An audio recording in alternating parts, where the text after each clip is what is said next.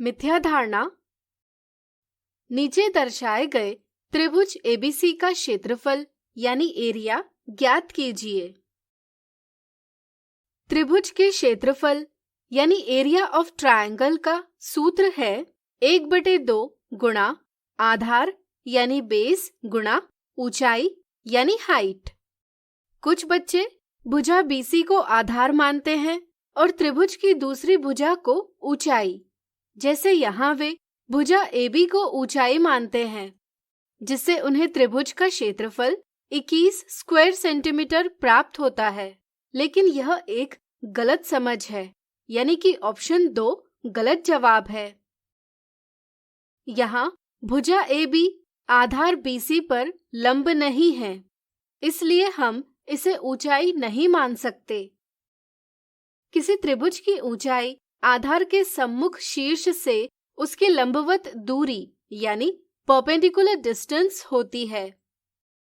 यहाँ हमें शीर्ष ए से आधार बीसी पर लंबवत दूरी 5 सेंटीमीटर दी गई है, इसलिए हम इस त्रिभुज की ऊंचाई 5 सेंटीमीटर ले सकते हैं।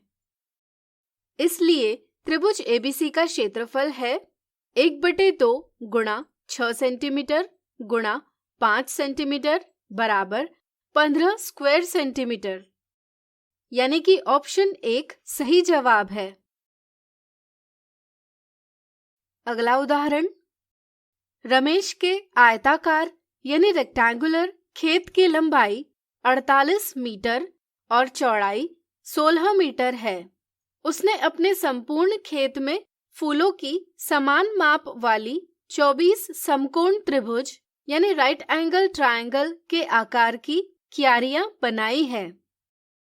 यदि प्रत्येक समकोण त्रिभुजाकार क्यारी का आधार 8 मीटर हो तो ज्ञात कीजिए उसकी ऊंचाई क्या होगी।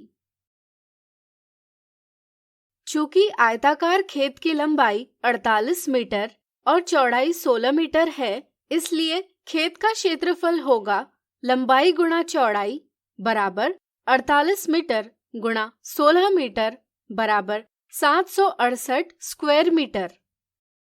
इस क्षेत्रफल को समान मापों वाली समकोण त्रिभुजाकार फूलों की 24 क्यारियों में विभाजित किया गया है।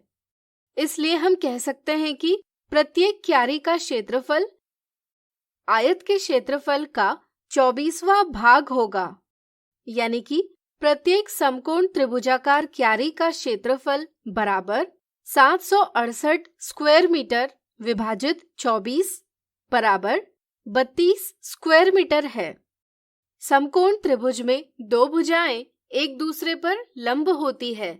इनमें से एक को हम आधार तथा दूसरी को ऊंचाई ले सकते हैं। चूंकि समकोण त्रिभुजाकार क्यारी का क्षेत्रफल बराबर 1/2 गुणा आधार गुणा ऊंचाई है, इसलिए हम कह सकते हैं कि समकोण त्रिभुजाकार क्यारी की ऊंचाई बराबर समकोण त्रिभुजाकार क्यारी का क्षेत्रफल गुणा 2 विभाजित आधार का माप। हमें दिया गया है कि समकोण त्रिभुजाकार क्यारी के आधार की लंबाई 8 मीटर है, इसलिए उसकी ऊंचाई 32 स्क्वायर मीटर गुणा 2 विभाजित 8 मीटर बराबर 8 मीटर होगी। इसलिए रमेश के खेत में प्रत्येक समकोण त्रिभुजाकार क्यारी की ऊंचाई 8 मीटर है।